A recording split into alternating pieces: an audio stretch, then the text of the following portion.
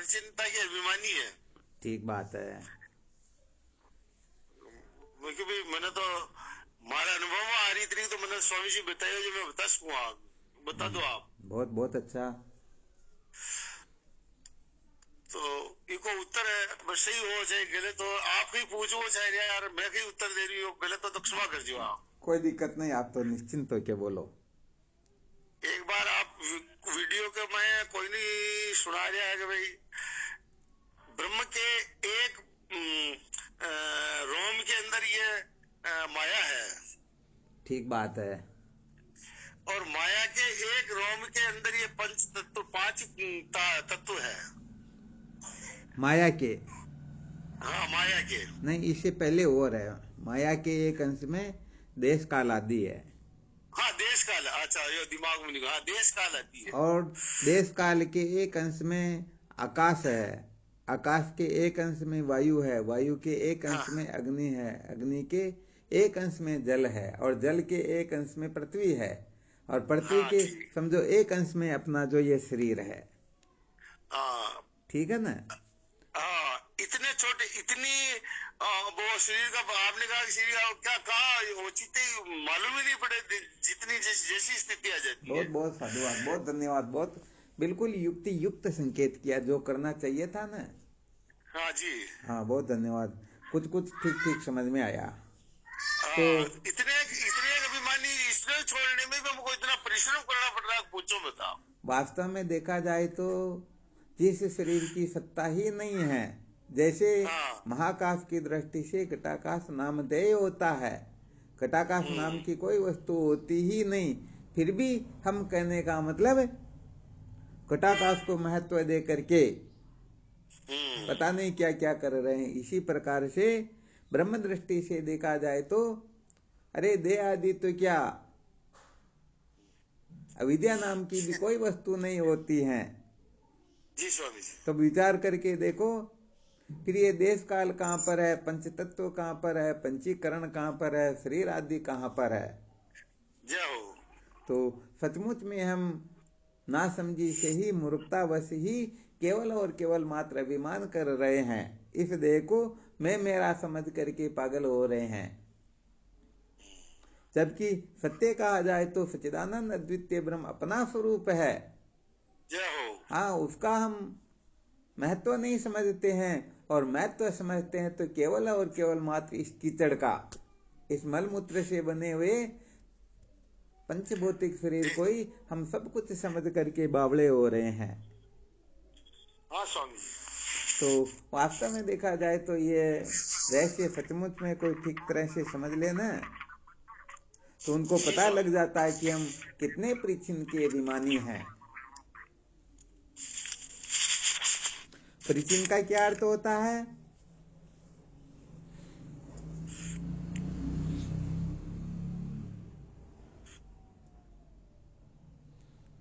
परिचिन्न किसे कहते हैं?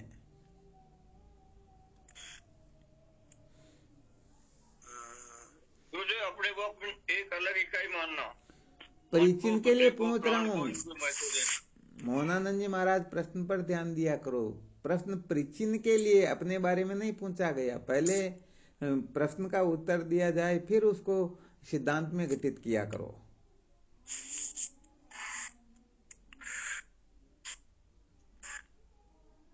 अपने को स्वामी जी इकाई मेरी मान रहे, दृष्टि से इससे तो अच्छा, इससे तो अच्छा एक था देशी आप पहले कह कोई सकते कहते थे। हैं। मोहनानंद जी महाराज, जी महाराज। अपने को कह रहे, इसे तो अच्छा कह सकते ना कि किसी भी टुकड़े को, किसी भी इकाई को परिचिन कह देते हैं, ये भले चल सकता है। हाँ जी। हाँ, थोड़ा वेदांत के साधकों को थोड़ा अंतर्मुख भी होना पड़ेगा, थोड़ा मजबूत भी होना पड़ेगा। अपन डायरेक्ट सिद्धांत का कथन कर देते, पहले दृष्टांत देना हो तो दृष्टांत दे करके फिर उसका कथन करें। जी और कौन बताएंगे परिचिन किसे कहते हैं? स्वामी जी एक देशी बने को। हाँ बस, धन्यवाद। इतना ही कहना अपने को, ज्यादा लंबा चौड़ा करने से गड़बड़ हो जाती है। बहुत बहुत अच्छी बात है। अर्थात एक देश का मतलब है कुछ अंश में। कुछ अंश में। बहुत धन्यवाद, बस क्लियर हो गया। और कौन बताएंगे परिचिन्न किसे कहते हैं? मुझे व्यतिरेक भी कह सकते हैं इसको। हाँ, वो बात फिर अलग है। व्यतिरेक नाम अभाव का होता है, अन्वय नाम भाव का होता है।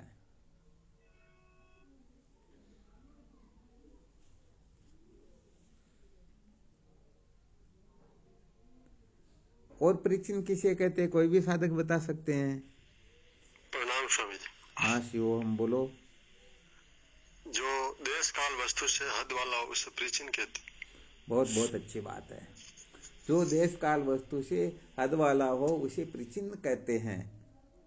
जिस प्रकार से देश काल वस्तु तीनों जो बताया ना, देश परिचिन्न उसको कहते हैं। जैसे भारत और अमेरिका अलग अलग है या एक जगह पर है?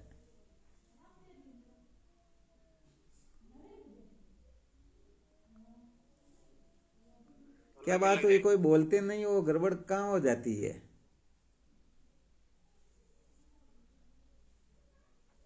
अरे भाई, दो देश, भारत की जगह अमेरिका और अमेरिका की जगह भारत है क्या? नहीं। तो ये परिचिन हो गए ना। काल परिचिन का मतलब होता है रविवार के दिन सोमवार नहीं होता, सोमवार के दिन रविवार नहीं होता, होली के दिन दीपावली नहीं, दीपावली के दिन रक्षाबंधन नहीं, रक्षाबंधन के दिन होली नहीं। या होली दीपावली रक्षाबंधन एक ही दिन आते हैं क्या? नहीं। तो ये काल से परिचिन हो गए। वस्तु से परिचिन का मतलब होता है जैसे घड़े में कपड़ा नहीं होता और कपड़े में घड़ा नहीं होता। तो इस जगह पर परिचिन का अर्थ हुआ टुकड़ा समझ लीजिए, कतरा समझ लीजिए, बिंदु समझ लीजिए।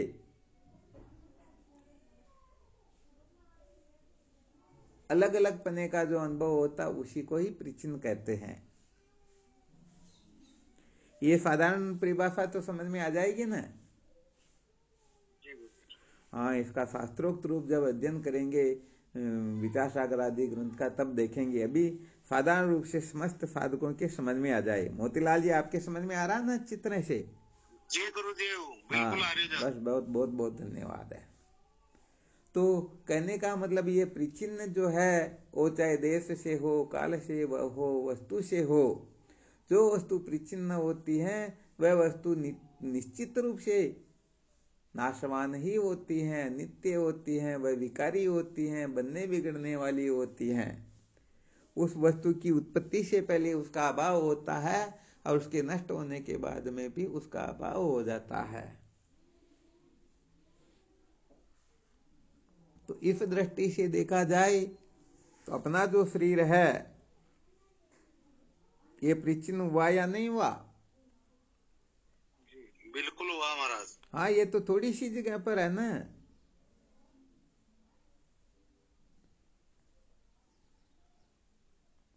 अब इस शरीर की दृष्टि से देखा जाए तो वास्तव में इससे ब्रह्म कितने गुना विस्तृत होगा।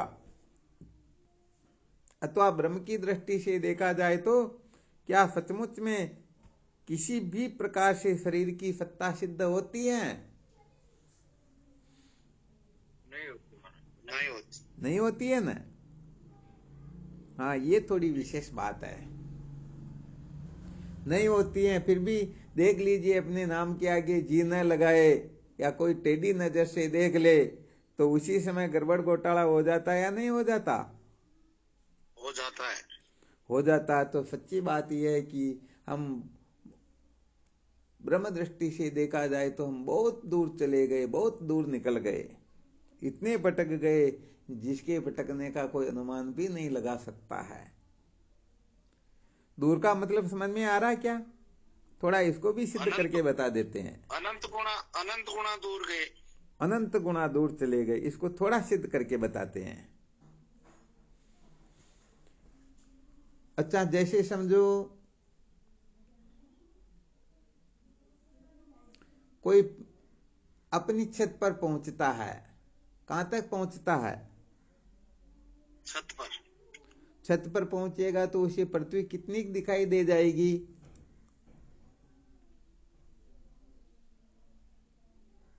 100 मीटर, 200 मीटर, 500 मीटर हद। हाँ, वो ऐसे देखा जाए तो भले स्पष्ट समझ में नहीं आए तो भी 20, 25, 50 किलोमीटर तक अपने को कुछ दिखाई दे सकता है। इससे ज्यादा तो नहीं दिखेगा ना। नहीं। और फिर समझो और ऊपर उठे, 1 किलोमीटर ऊपर चले जाए तो फिर ज्यादा दिखाई देगी या नहीं दिखाई देगी?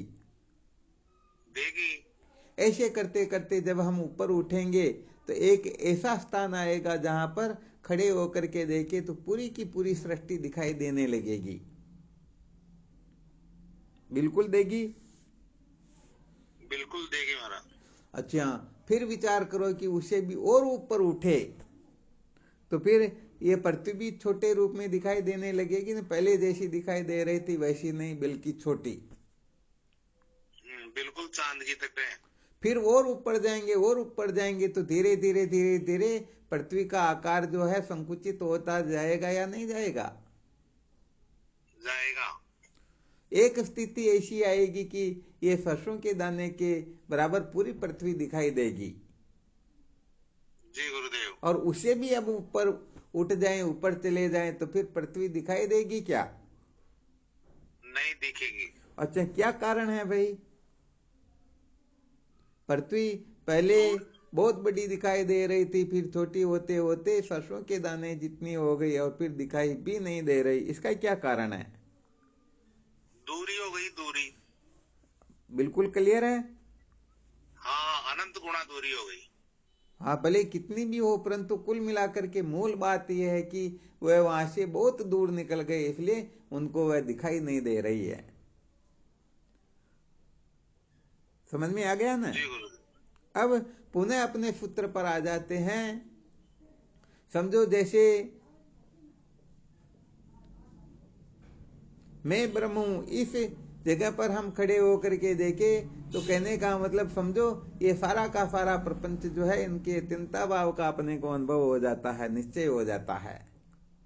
और जैसे ही हम समझो ब्रह्म के एक अंश में माया है, कितने अंश में? एक अंश में माया, अपने को माया में स्थित करके देखे तो बताओ ब्रह्म से कितने दूर हो गए?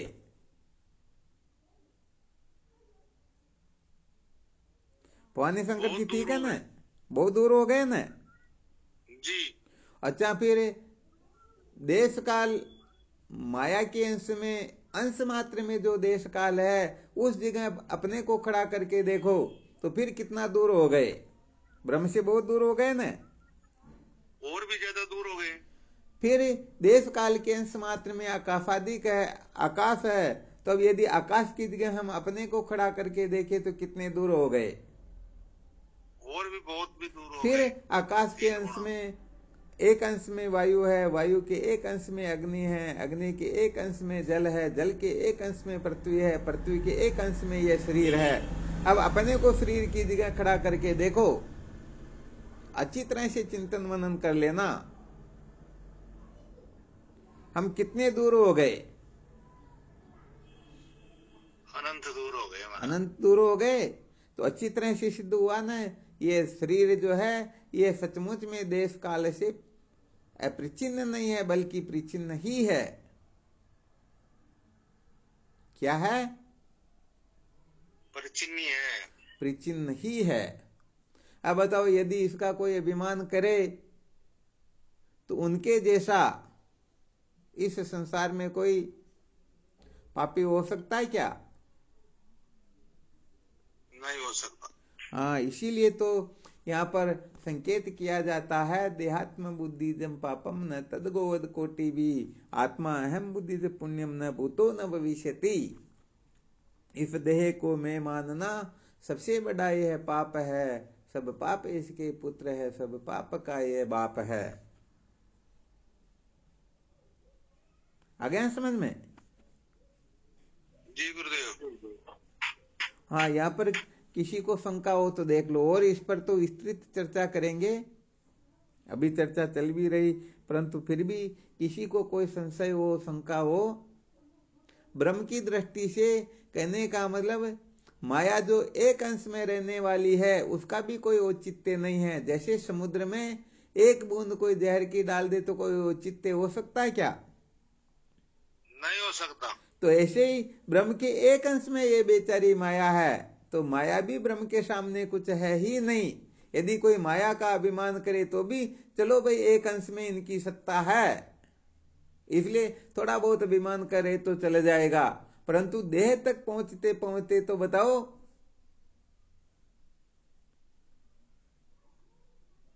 बहुत बड़ा अंतर आ जाता है या नहीं आ जाता है? बिल्कुल गुरुदेव, आ जाता है। हाँ, बस बात यही है। इसी कारण इस देह को मैं मेरा मानना, इस देह को सत्य समझना, इसमें अहमता ममता करना, किसी भी प्रकार का आग्रह करना, इसको सबसे बड़ा पाप इसीलिए बताया गया है।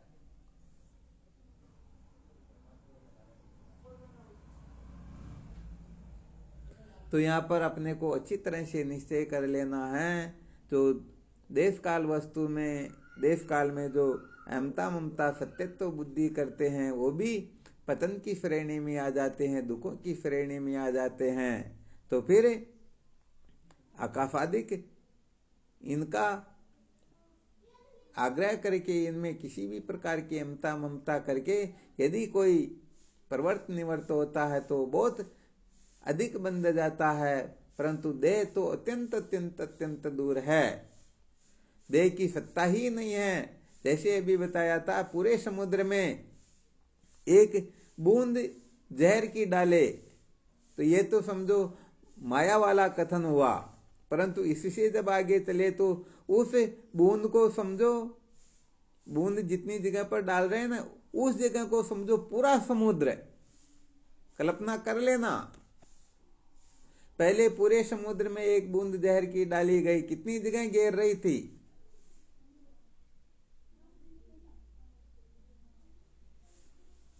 थोड़ी सी मामूली सी जगह। अब उस मामूली सी जगह को अपने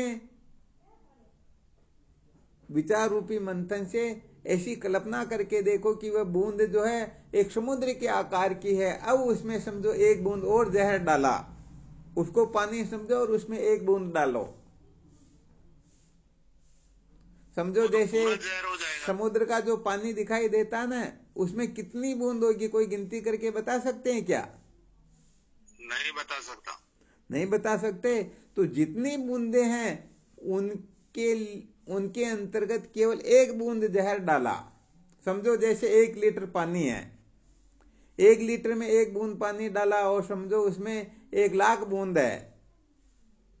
तो अब एक बूंद को हमें 1 लीटर की बरोबर समझना और फिर उसमें एक बूंद डालना।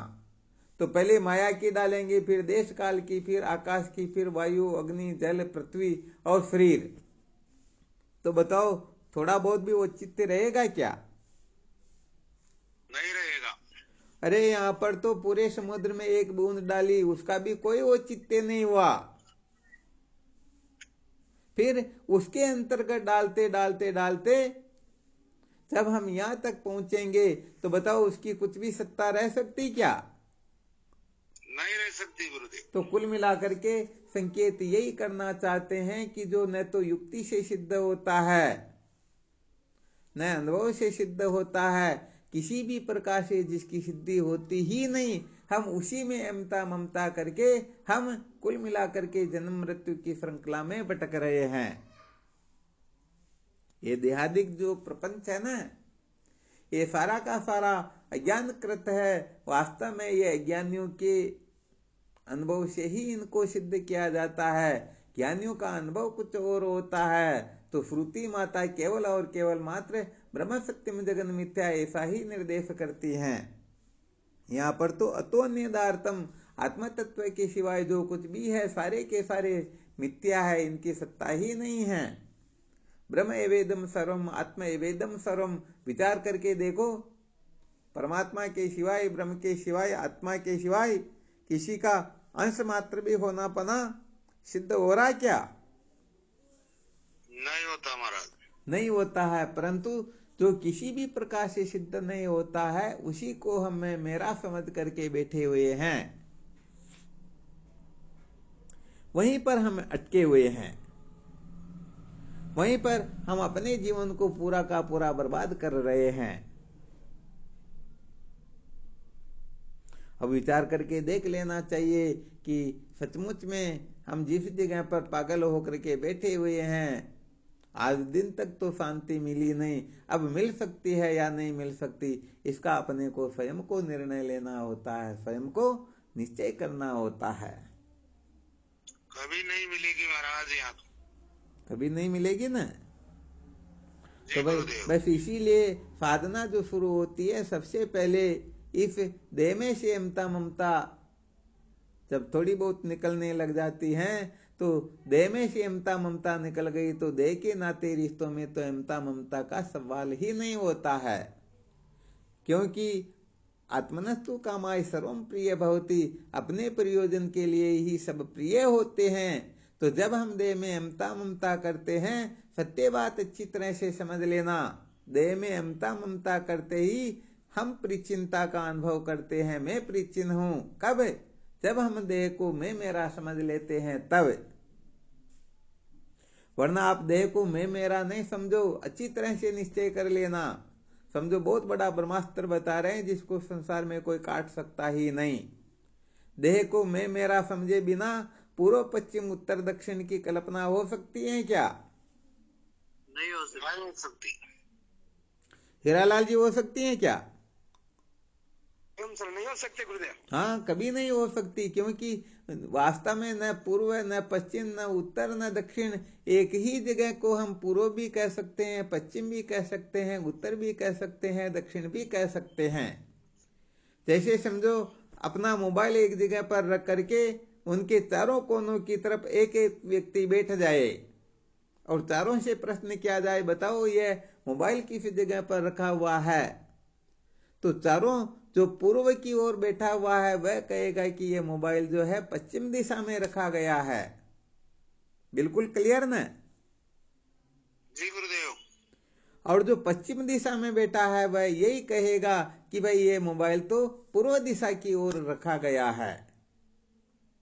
अच्छा, जो उत्तर दिशा में बैठा हुआ है वह क्या कहेगा? दक्षिण दिशा में रखा हुआ है। वह दक्षिण की कहेगा। और जो दक्षिण में बैठा हुआ है वह उत्तर की कहेगा। उत्तर की कहेगा। जो मोबाइल के ऊपर बैठा हुआ है वह कहेगा मोबाइल नीचे रखा हुआ है, और जो मोबाइल से नीचे बैठा हुआ है वह कहेगा मोबाइल ऊपर रखा हुआ है। ऐसे ही ईशान आदि कोण को भी समझ लेना चाहिए। 10 दिशाएं जो है इस प्रकार से समझ लेना चाहिए। तो बताओ, मोबाइल तो एक जगह पर ही रखा हुआ है ना? जी गुरुदेव। परंतु यहाँ पर 10 व्यक्तियों के 10 उत्तर आ रहे हैं। बताओ किसको सत्य माना जाए? बिल्कुल एक भी सत्य नहीं है। तो सचमुच में यदि मोबाइल किसी निश्चित जगह पर निश्चित दिशा में रखा हुआ होता तो 10 व्यक्ति जो है कभी अलग अलग कथन नहीं करते, बल्कि एक ही कथन करते। अलग अलग कथन कर रहे हैं, इसका मतलब सही जगह उस नहीं जगह रखा को हुआ। जो हम पूर्व पश्चिम उत्तर दक्षिण आदि जो कथन कर रहे हैं, ये सचमुच में मिथ्या है, सचमुच में ये झूठी बात है। सत्यता हो तो देख लो, और थोड़ा बहुत मंथन करके विचार करके। क्यों गुरुदेव? हाँ शिवोहम बोलो। हम बोल दे चारों के बीच में रखा हुआ है। हाँ, नहीं हम ये से कहते हैं कि चारों के बीच में रखा हुआ फोन। नहीं नहीं, वो बात अलग है। यहाँ पर प्रत्येक व्यक्ति से संसारिक बात हो गई। प्रत्येक व्यक्ति से जब दिशा पूछी गई ना कि भाई ये तुम्हारे से किस दिशा में रखा हुआ है। सत्य वचन। अच्छा, बीच में रखा हुआ है, इसकी भी कल्पना होती है। वो 2 व्यक्ति आमने सामने बैठे इसलिए बीच की कल्पना होती है। यदि 2 व्यक्ति आमने सामने ना हो तो बताओ बीच की कल्पना होगी क्या? नहीं होगी। तो ये सचमुच में देखा जाए तो बीच में भी नहीं है। नहीं, कोने में बैठे हुए हैं सब। हाँ, कोने में बैठे हुए, परंतु आपस में जब दोनों का हम मंथन करेंगे, विचार करेंगे, भाई सामने वाला जो बैठा है उसकी दृष्टि से देखेंगे तब ये बीच में दिखाई देगा। अब यदि बीच में ही हो तो फिर नीचे नहीं होना चाहिए। अब ऊपर बैठा हुआ तो कहेगा ये तो नीचे रखा हुआ है। सत्य। तो फिर इसको कैसे सिद्ध करेंगे? नहीं कर पाएंगे। और नीचे बैठा हुआ कह रहा ऊपर रखा हुआ, तो अब इसको कैसे सिद्ध करेंगे? क्योंकि एक ही व्यक्ति, जैसे कोई पिता होता है तो पुत्र थोड़े हो सकता है, और पुत्र हो तो पिता नहीं हो सकता है।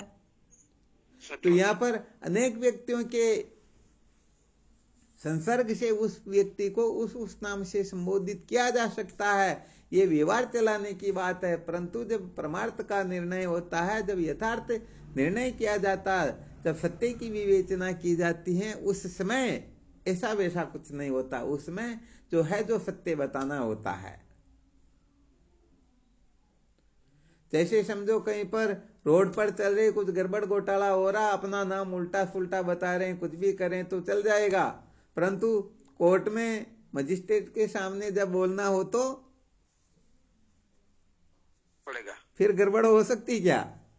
नहीं, वहां तो सही बताना पड़ेगा। हाँ, वहां तो प्रूफ सहित बात करनी होती है ना। सत्य बात। तो बस ऐसे ही यहाँ पर, हालांकि देखो इस बात का भी हमें ध्यान रखना चाहिए, दृष्टांत जो होते हैं वो पूरे के पूरे सिद्धांत में नहीं घटते हैं। क्योंकि यदि दृष्टांत पूरा का पूरा सिद्धांत में घट जाए तो फिर वो दृष्टांत कहाँ पर रहा? अरे वो तो सिद्धांत हो गया ना। आ गया समझ में? जी हाँ। तो दृष्टांत केवल और केवल मात्र समझाने के लिए होते हैं, और वो कुछ अंशों में ही सिद्धांत में घटित होते हुए दिखाई देते हैं, पूर्ण रूप से घटते ही नहीं। तो देखो यहाँ पर पूर्व पश्चिम उत्तर दक्षिण, ऊपर नीचे, आगे पीछे, बाहर भीतर, ये जितनी भी कल्पना हुई, इसके मूल में क्या था? कौन बताएंगे?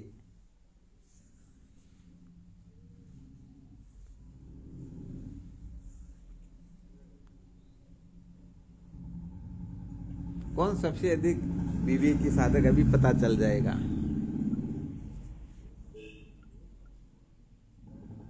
गुरुदेव मैं था, मेरी से स्थिति हुई। प्रीत, चलो, मोहनानंद जी महाराज ने मैं बताया, और बाकी के साधक बोलो। हरिओम प्रणाम महाराज। हाँ शिवम बोलो। शरीर मेरा नहीं, मैं शरीर नहीं हूँ। इतना नहीं सुनाना, केवल एक शब्द में उत्तर देना। जैसे मोहनानंद जी महाराज ने कहा मैं ही था, तो आपने शरीर के लिए कहा। अच्छा, बाकी के साधक भी बोल के दिखाओ।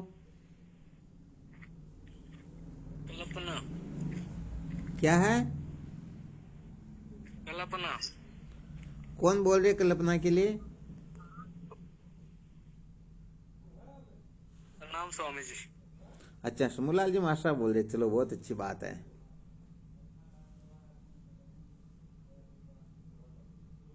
झूठी कल्पना। झूठी कल्पना, बहुत अच्छी बात। और भी कोई साधक बोल के दिखाओ।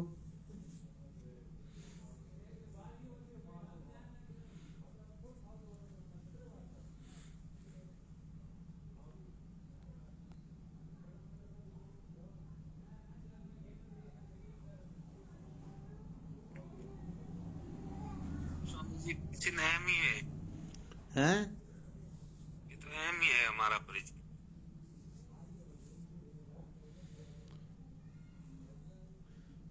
ये गड़बड़ घोटाला कैसे करते, बात समझ में नहीं आती। मोहनानंद जी महाराज ने कहा मैं ही था, तो इसका मतलब इतनी बड़ी गड़बड़ क्यों करते हो भाई? और फिर भी आप, पता नहीं, आप भी कुछ ना कुछ कह रहे हो। ये संस्कृत में बोलने की कला लगा रहे हो, है ना? मैं जैसे समझो बहुत बड़ा विद्वान हूं।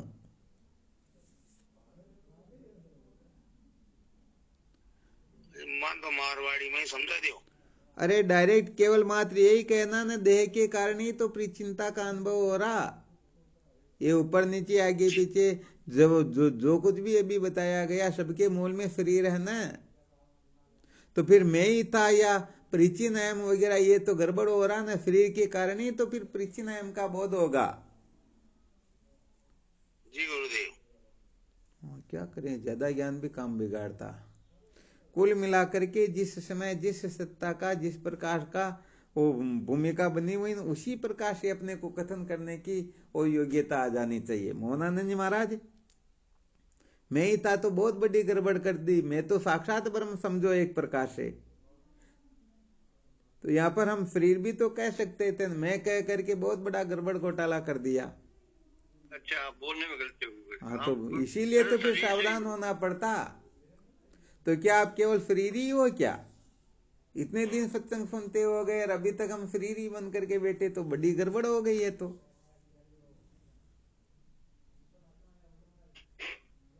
तो यहाँ इतनी देर ये इसीलिए तो सुनाया गया भाई, हम जब तक इस देह में ममता ममता नहीं कर लेते हैं, अर्थात देह की कल्पना करके ही पूर्व पश्चिम उत्तर दक्षिण की कल्पना की जाती है। वरना बोलो मैं ही था तो मैं की कल्पना से पूर्व पश्चिम उत्तर दक्षिण सिद्ध हो जाएगा क्या? नहीं होगा। अरे मैं के तो अंश मात्र में यह विद्या आदि है, जिसमें तो दिशाओं का भी अत्यंत अभाव है, देश काल ही नहीं उसमें तो। बोला गुरुदेव, शरीर को सब मैं। हाँ, परंतु इसीलिए तो थोड़ा सावधान होकर के अपने को, हाँ, बहुत अलर्ट रहना अपने को। तो यहां पर देह की स्थापना से ही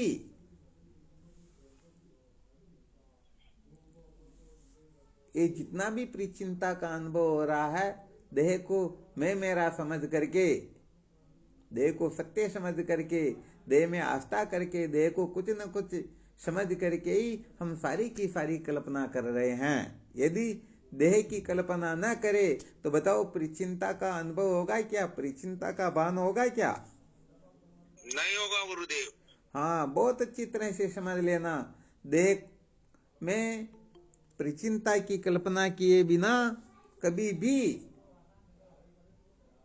प्रपंच का भान होता ही नहीं। ये वेदांत का बड़ा विलक्षण सूत्र है। पेरूलाल जी महाराज साहब, क्या बात, आप तो बिल्कुल फ्री हो 1 वर्ष से। पिछली बार भी आप आधा पौन घंटे की सत्संग निकल गए, फिर जुड़े, और आज भी आधे घंटे से ज्यादा हो गए सत्संग, जबकि 12:30 बजे का टाइम बता रखा है कि उत्तम साधकों को तो बिल्कुल पूर्ण रूप से सावधान रहना संडे के दिन। तो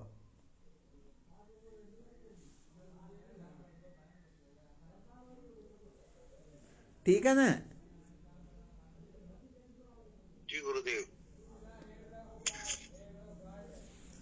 तो कुल मिलाकर के देह की कल्पना से ही बंधन होता है, देह की कल्पना से ही प्रपंच का पान होता है, देह की कल्पना से ही सारा का सारा गड़बड़ घोटाला होता है। समझो, इस देह में मत्व ममत्व होने से ही ये जीव अनादिकाल से जन्म मृत्यु की श्रृंखला में भटक रहा है। और जब तक अपने को देह से मुक्त नहीं कर लेता है, देह से मुक्त करने का मतलब क्या है?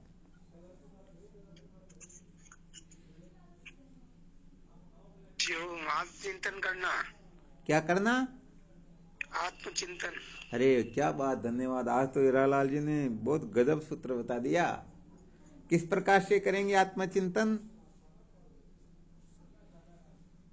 अंतर्मुख होके। बहुत धन्यवाद। कैसे, थोड़ी उसकी विधि बताओ ना। मैं ब्रह्म हूँ। नहीं, एकदम तो हो ही नहीं सकेगा ना। अभी तो इससे ऊपर की कक्षा में उठना होगा, फिर उसे भी ऊपर, फिर उसे भी ऊपर, तब जाकर के फिर बात कुछ और होगी। प्राण का ध्यान करते हुए अंदर उतरेंगे। किसका ज्ञान करते हुए? प्राण का। चलो, बहुत अच्छी बात। इसके लिए फिर अलग से कक्षा लेंगे एक और, ठीक है ना? तो देखो, यहाँ पर संकेत कर देते हैं, वेदांत में एक लय चिंतन होता है। क्या होता है? चिंतन। हाँ, यहाँ पर कार्य कारण को समझ करके फिर वो लय चिंतन करना होता है। विचार सागर की 5वें स्तरंग में यह वर्णन आएगा। माटी को कारज घट जैसे माटी ताके बाहर माई, जलते फेन तरंग बुदबुदा उपचित जलते जुदे सुनाई, ऐसे जो जाको है कारज कारण रूप पिचानो ताई, कारण इस स्कल को सो में लय चिंतन जानहु विधि आई। तो जिस प्रकार से मिट्टी से बना घड़ा मिट्टी से अलग नहीं होता, बल्कि मिट्टी स्वरूप ही होता है। आ गया समझ में? तो ये देह जो है, समझो इस सृष्टि से उत्पन्न हुआ, तो ये पृथ्वी से अलग हो सकता है क्या? नहीं हो सकता। बल्कि पृथ्वी स्वरूप ही है। तो सबसे पहले ये चिंतन करे, उसके बाद में पृथ्वी जल से उत्पन्न हुई तो पृथ्वी जल से भिन्न नहीं बल्कि जल स्वरूप ही है। फिर जल अग्नि से उत्पन्न हुआ तो जल अग्नि से भिन्न नहीं बल्कि अग्नि स्वरूप ही है। अग्नि वायु से उत्पन्न हुई तो वायु से भिन्न नहीं बल्कि वायु स्वरूप ही है। वायु आकाश से उत्पन्न हुई तो आकाश से भिन्न नहीं बल्कि आकाश स्वरूप ही है। देखो, ब्रह्म ज्ञान किसी को न भी हो परंतु सबको आकाश रूप समझ ले। क्या समझ ले? आकाश रूप। अब देख लो, आकाश में मिलना बिछुड़ना होता है क्या? नहीं होता है। हाँ, इसमें कटना होता है या जलना होता, गलना होता, उड़ना होता है। नैनम चिन्नन्ति सत्राणि नैनम दहति पावक न चैनम क्लेदन्ति आपो न शोष्यति मारुत। ये चार जो तत्व है, वायु अग्नि जल पृथ्वी, ये चारों तत्व मिल करके आकाश का कुछ बिगाड़ सकते हैं क्या? नहीं बिगाड़ सकते। सजानंद जी, क्यों नहीं बिगाड़ सकते? क्या कारण है?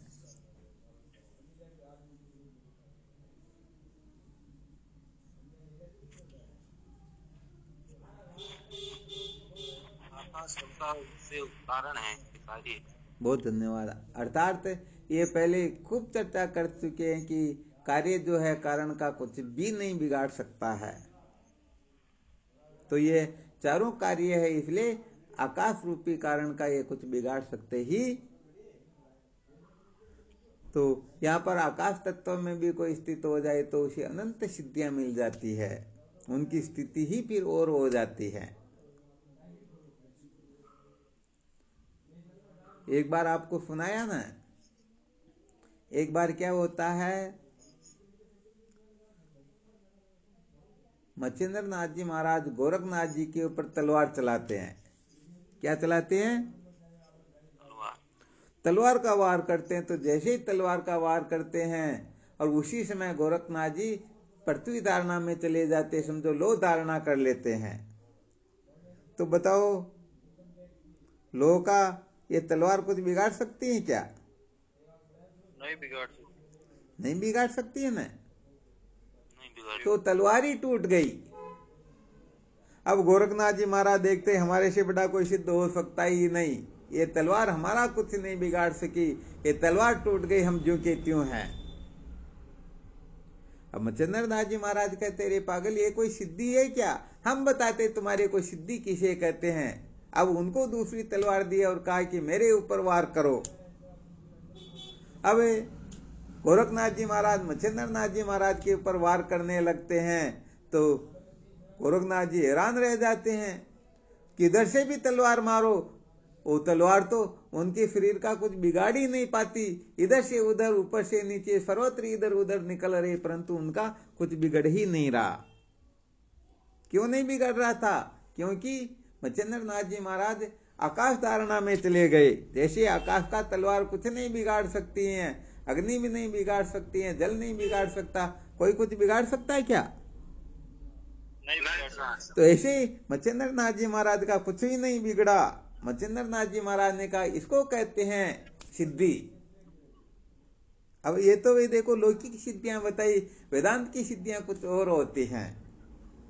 अब दोनों यश मनाते हुए आगे चल रहे हैं। आगे उनको भगवान दत्तात्रेय जी महाराज मिले।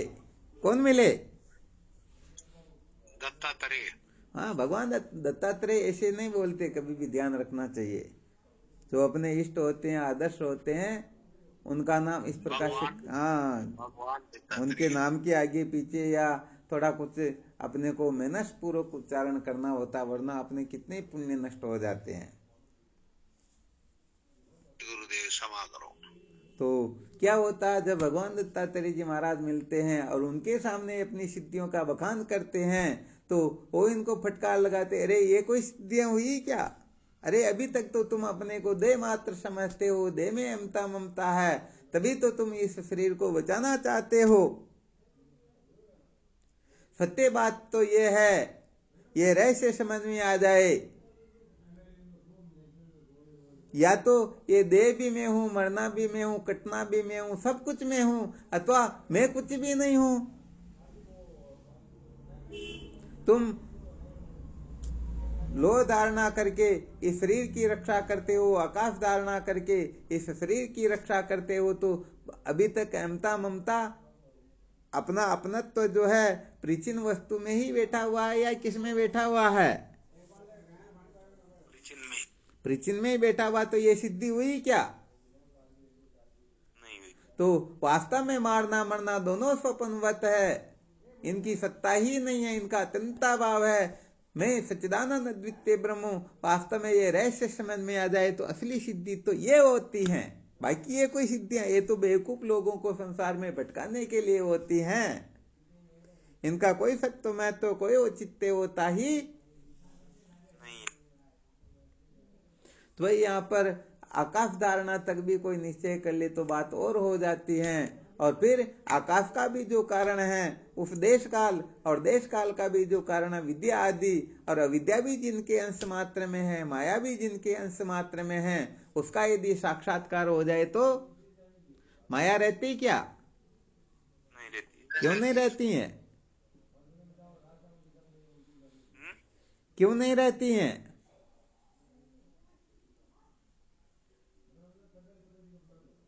उनमें लेस ही नहीं है माया का, कहाँ रहेगी, जगह ही नहीं हाँ है। नहीं, बात तो बिल्कुल सही, परंतु थोड़ा युक्ति पूर्वक प्रदर्शन हो तो थोड़ा ठीक रहेगा।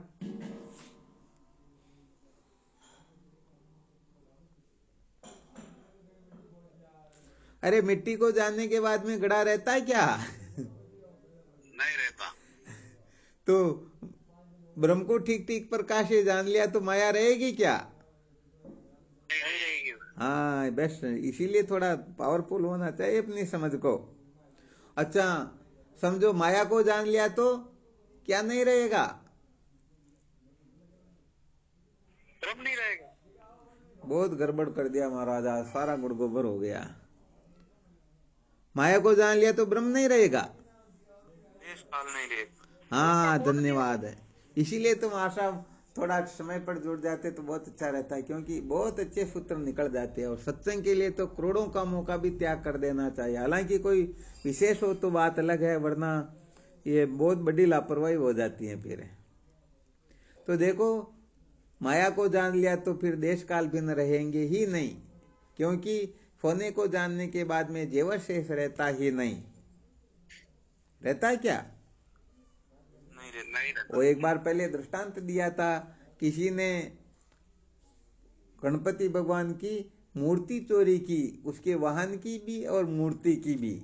अब उसने क्या किया कि दोनों अलग अलग मंदिर से चुराए, क्योंकि एक ही मंदिर से चुरा ले तो पता नहीं कितना बड़ा गड़बड़ घोटाला हो जाए। तो एक मंदिर से तो चुराया गणेश जी को, एक मंदिर से चुराया उनके वाहन चूहे को। तो जिस मंदिर से चूहा चुराया था उस मंदिर में भगवान गणेश जी की मूर्ति बड़ी थी, तो वहां पर वो चूहा भी बड़ा था। और इधर जो गणेश जी महाराज को चुराया उस मंदिर में गणेश जी महाराज की आकृति थोड़ी छोटी ही थी। समझो गणेश जी महाराज थे 3 तोले के और चूहा था 5 तोले का। अब सुनार के वहां ले जा करके कहता भाई मुझे इनके पैसे चाहिए, कितने पैसे दोगे? तो कहने लगते भाई देखो गणेश जी के लिए कहते भाई ये जो है इसके तो मैं 1.5 लाख रुपए दे दूंगा, और चूहा जो था उसके लिए कहा 2.5 लाख रुपए इसके दे दूंगा। तो कहने लगता तुम पागल हो क्या, तुम्हारा दिमाग काम करता है या नहीं करता? अरे ये तो भगवान है और ये इनका वाहन है, ऐसे कहो कि इनके 2.5 लाख दूंगा और इनके 1.5 लाख दूंगा, ऐसा कहो। थोड़ा समझदारी से काम लो, अभी तक तो तुम कुछ समझते ही नहीं हो।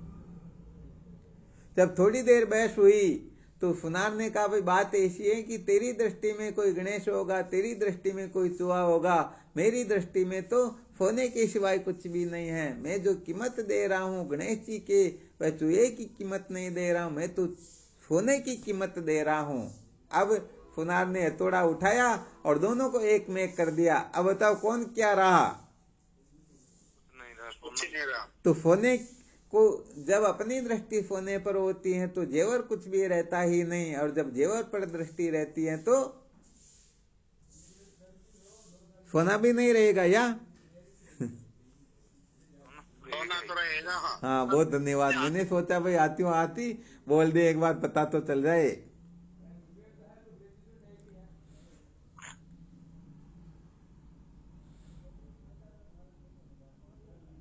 होती नहीं रहेगी। तो जब देश काल को ठीक प्रकार से जान लिया तो फिर आकाशादिक प्रपंच नहीं रहेंगे। आकाश को जान लिया तो वायु नहीं, वायु को जान लिया तो अग्नि नहीं, अग्नि को जान लिया तो जल नहीं, जल को जाना तो पृथ्वी नहीं, और पृथ्वी को जाना तो शरीर नहीं, शरीर को जाना तो शरीर के ये बाकी के जितने भी ये नहीं। इस प्रकार से यदि हम विपरीत क्रम से चले, क्योंकि विचार कहते ही उल्टा चलने को, ब्रह्म से लेकर के शरीर तक की जो यात्रा है, अब इस यात्रा को हमें उलटना होगा। तो देह से मत्व ममत्व निकाल करके पृथ्वी में स्थित होना होगा, वहां से फिर जल में, जल से अग्नि में, अग्नि से वायु में, वायु से आकाश में, आकाश से अभाव में, अभाव से देश काल में, देश काल आदि से ब्रह्म में, और फिर ब्रह्म का साक्षात्कार करके फिर इस माया का भी निषेध कर देना चाहिए। माया के भी अत्यंता भाव का हमें निश्चय कर लेना चाहिए। यही तो जीवन का सार होता है। बिल्कुल क्लियर? जी गुरुदेव, क्लियर। हाँ, तो आज चलो, जो शंका चली रही थी, शाम को और इसी पर चर्चा करेंगे। अभी और युक्तियों के द्वारा भी विचार करके देखेंगे कि हम सचमुच में कितने परिच्छिन्न के अभिमानी हैं। हाँ, इस पर और चिंतन मनन करना। देखते हैं शाम को साधक, क्योंकि जब संकेत मिल गया तो अब तो एन केन प्रकारेण विचार कर ही सकते हैं। तो शाम को भी इसी विषय पर चर्चा करेंगे, हम सचमुच में कितने परिच्छिन्न के अभिमानी हैं। अर्थात हमें अपनी इस नासमझी पर हंसी आनी चाहिए कि सचमुच में जिनकी सत्ता ही नहीं है किसी भी प्रकार से।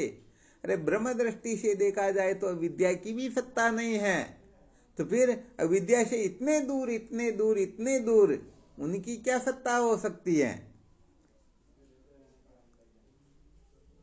हो सकती है क्या? नहीं हो सकती। हाँ, बिल्कुल भी नहीं हो सकती हैं। इसलिए अपने को अच्छी तरह से इस रहस्य को समझना है। जब तक ठीक प्रकार से नहीं समझेंगे तब तक हम यहीं अटके रहेंगे, और सचमुच में जो ब्रह्मानंद है, जो ब्रह्म सुख है, जो ब्रह्म साक्षात्कार है, उससे वंचित ही रह जाएंगे। इसलिए अनात्म पदार्थों में ममता ममता करना, इसमें सत्यत्व बुद्धि का हुक्का होना, ये सारा का सारा अपने लिए मूल रूप से पतन का ही काम करने वाला हो जाता है।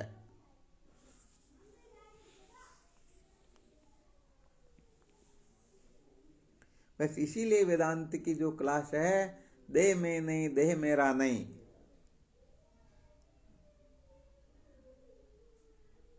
यहीं से ही साधना शुरू होती है, यहीं से विचार प्रारंभ होता है।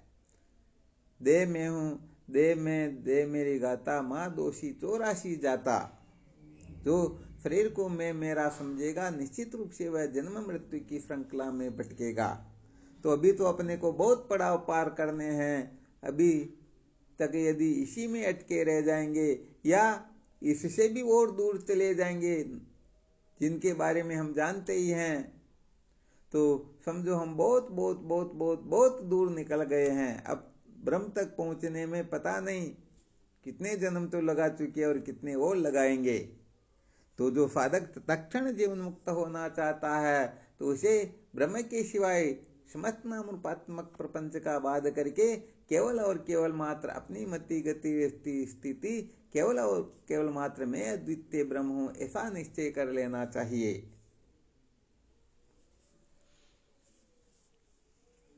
चलो ठीक, इसमें और कोई संशय हो तो देख लो।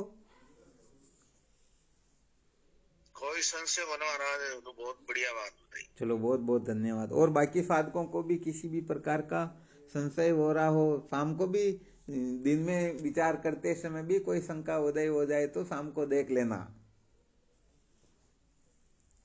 जी गुरुदेव।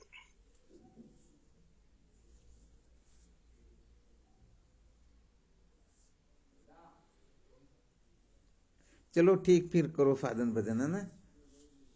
शिवोहम। जी चरणों में कोटि कोटि प्रणाम। शिवोहम। महाराज प्रणाम। शिवोहम प्रणाम महाराज। गुरुदेव भगवान आपके पास। स्वामी जी के चरणों में साष्टांग प्रणाम। शिवोहम। प्रणाम। शिवोहम शिवम प्रणाम। शिवोहम प्रणाम गुरुदेव, चरण स्पर्श। शिवोहम प्रणाम स्वामी जी। शिवम शिवोहम शिवोहम।